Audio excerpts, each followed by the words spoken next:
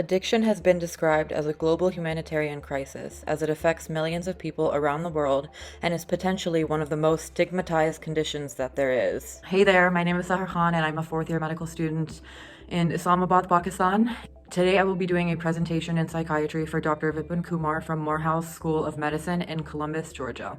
He was my mentor and he asked his students to create a PowerPoint or whatever field of psychiatry that they choose after their rotations. I chose to study neuroscience of addiction and some fascinating new treatments as well. Stay tuned. Addiction isn't just about substance abuse. You can get addicted to anything. Gambling, sex, or even just overworking. All this stuff can lead to harmful and destructive behavior that causes them harm, but also the people around them. Just to be clear, today I will be just discussing substance use disorder and its mechanisms throughout our body. I'm happy to discuss the treatments, the neuroscience, and the dopamine retrieval that happens in an addicted mind. Feel free to ask me questions during the lecture so I can give it a pause. Thank you. Part number 1 is going to be the neuroscience of addiction, how a person becomes addicted. The second bulk is going to be the treatment, pharmacological, therapeutic, and the trials that we will discuss later as well. Addiction is defined as not having control over doing, taking, or using something to the point where it could be harmful to you. Why is addiction important to understand, you might ask? A lot of people think that this is some sort of personality defect rather than realizing it's a serious disease. In 2016, there were over 60,000 cases of overdoses, while during the pandemic, that shot up by a lot. Drugs of abuse activate addiction pathways in the brain. Drugs of addiction are positively reinforcing to the addicted individual. There are 2 aspects of addiction: physiology and learning. So these drugs of abuse activate addictive patterns that we have in our brain. For example, when you teach a dog how to sit, you give him a treat so that the dog can learn something new.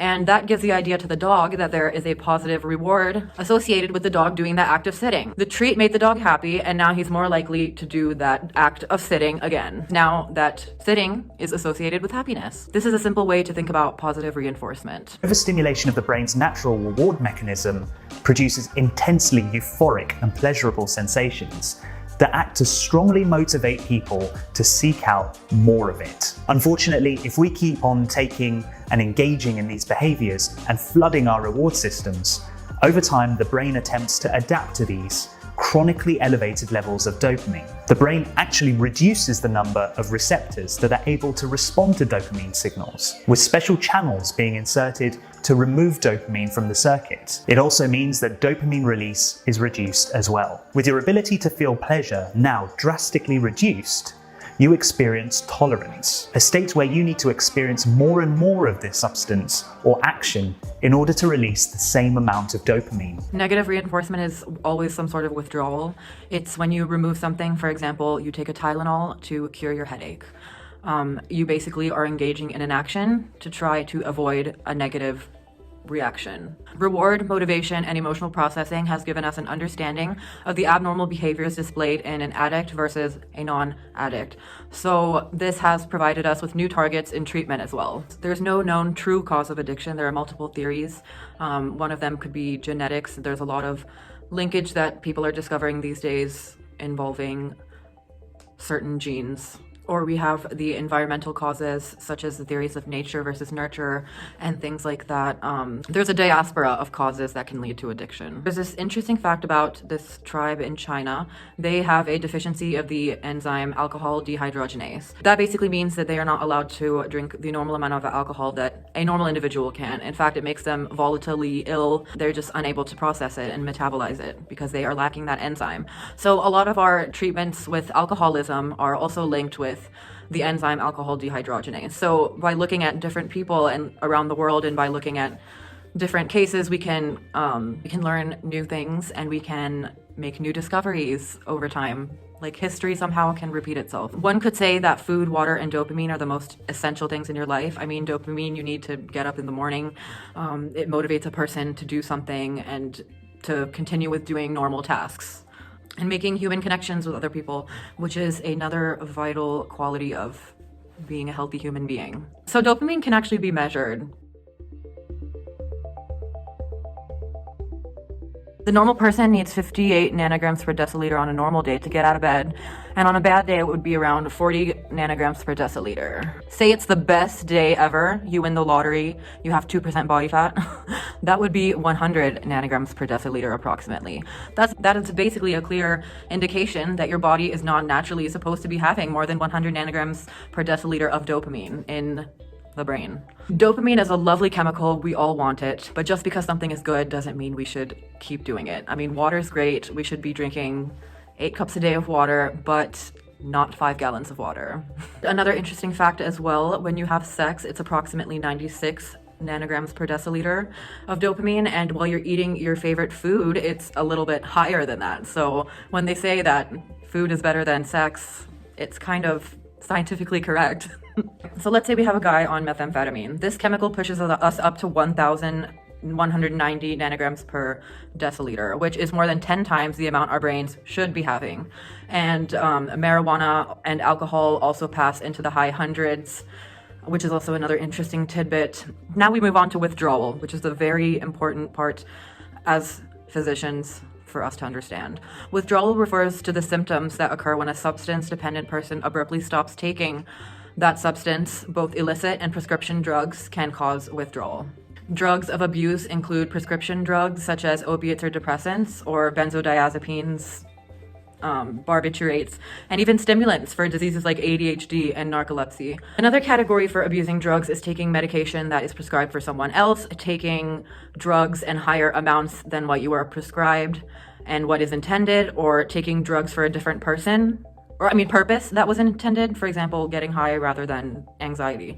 We have the concept of withdrawal, and after the effects of the drug have dwindled down, there is this need and craving for the individual to have that euphoric state back again. And these withdrawal effects are reversible with pharmacotherapy. So buprenorphine and methadone are the main drugs used in opioid dopamine retrieval. For patients with intrinsic motivation, naltrexone is a perfect drug for them to use. We also have disulfiram/antabuse for alcoholics that are more on the motivational and healthy path. Signs of withdrawal are often the opposite of those of their intoxication of which specific drug or combination of drugs they took. For example, if you feel very loose and happy while drinking, you are going to feel in the withdrawal stages some tremors, anxiety, and depression. We have this thing called post-acute withdrawal syndrome, and it's a roller coaster of intermittent withdrawal symptoms relating to mood, sleep, or pain. They can go on for a year. It puts a person at risk for relapse because of this discomfort that they are feeling. The ventral tegmental system, the VTA, and the nucleus accumbens are mostly associated with repeating certain activities, releasing dopamine, and also providing that addiction pathway that we've discussed. Now, without that drug, that individual is experiencing anhedonia when he is going to see his son maybe play at a soccer game. That used to bring him so much joy and pride, but now it just feels like a job and he can't stop thinking about that drug. This sort of brings us then into relapse, and it doesn't necessarily involve all patients. Some patients truly do just get better. Sometimes the patient, when they are in withdrawal mode, they go into survival mode when it comes to withdrawal symptoms. For example, they would do anything to get that drug if there's the cravings. Like, they would do things that are unlike their normal behavior, such as stealing from their parents or robbing someone, just overall doing things that they wouldn't do if they weren't craving and chasing that dopamine so badly. We must assume that their behavior is a symptom rather than a frustration. We have a lot of data so far on cravings. If you look at a functional MRI, you can see certain areas of the brain lighting up consistent with what part of the brain is working and how hard it is working. When the dopamine is low in the nucleus accumbens, the method of retrieval is to raise the dopamine back to normal levels, which allows us then to engage the patient in behavioral therapy or any sort of therapy that they will need for their condition, whatever that may be. So the common denominator of all addiction is the regulation and need of dopamine in a day-to-day life basis. The way to counteract addiction is to regulate dopamine and increase the motivational therapy to make sure that the patient is compliant and retained, and make sure that they are aware of what the issue is that they have, and especially if they are involved in some sort of crime or harmful behavior, just to make sure that they are fully aware of what's going on and what they are doing, saying. That's why it's also important to counsel the patients on their triggers. It's really important to put emphasis on those things that will cause a response and lead to negative consequences. For example, a trigger for someone could be a person, place, or thing. It could be, I walk past the bar and I remember all the good times I had at that bar. Or it could be a person, say, oh my God, I don't have a good relationship with my mother. She just texted me, I feel like drinking. So that leads to them making the response of either doing the substance or not doing the substance, and then leading to the very low positive consequences and very high negative consequences. So patients are basically trying to medicate themselves whenever they're just triggered. They're trying to regulate their own dopamine in various ways. If we don't control cravings, then we run out of a person that is able to make decisions. So I already mentioned earlier about the current treatments that are used in modern day addiction, but there are these really cool new treatments that are emerging specifically for veterans, and they involve psychedelics. So it's really interesting, and I'm going to share that with you now. So there is psychedelic treatment that's happening lately, and I have no idea when it started. I do not have a source on that because it's just experimental so far. It's not open to the public, but it's in these psychedelic therapy that they're using. It's very interesting. Some of the compounds that doctors most frequently use in this form of treatment include psilocybin mushrooms, LSD, and peyote. The formal study of psychedelics to treat mental health conditions is relatively new. Researchers don't know exactly what the mechanism of action is of these psychedelics and how they work into making the patient feel better. But what happens with psychedelics is they may reset the brain by altering neurotransmitter levels, induce a new perspective on life by causing a person to have a mystical experience, and a trusted source.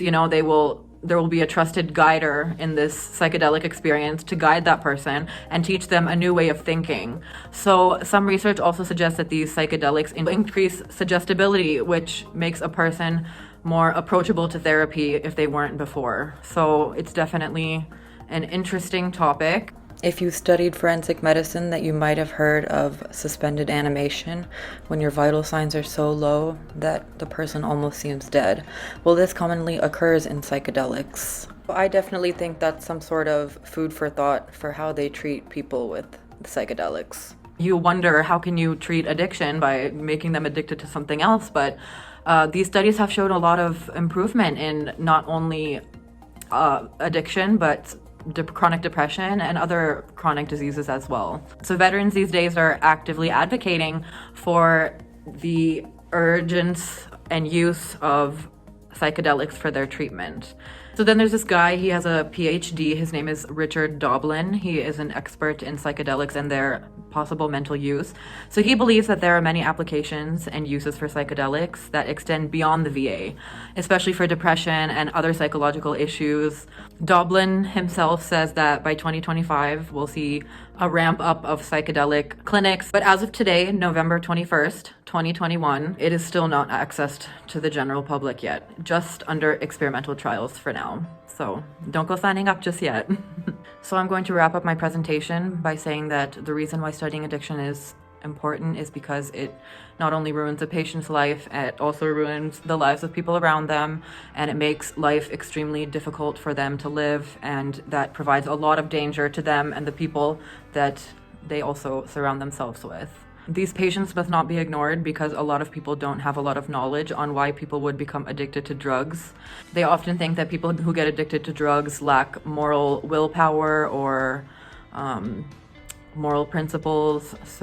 But in reality, drug addiction is a complex disease, and it takes way more than just strong intentions and faith. So I recently started reading this book. It's called The Good Reasons for Bad Feelings by Randolph M. Nessy. So there's this excerpt that I just wanted to share. He says, "There have been no major breakthroughs in the treatment of schizophrenia in the last 50 years and no major breakthroughs in the treatment of depression in the last 20 years. And then he later on reads to say that whatever we've been doing for 5 decades, it ain't working. At first I had to read that quote a couple times because it made me sad and confused. This quote was shared to say that to not lose hope in our scientists and our discoveries. There is hope. There's new stuff happening. This psychedelic treatment is looking real good. And thank you so much for giving me the stand. I hope, if you are not an expert, that I was able to teach you something new. And if you are an expert, I hope you enjoyed the presentation. And a special thank you to Dr. Kumar for being a great teacher. Now I am signing off. My name is Sahar Khan, and thank you for the presentation.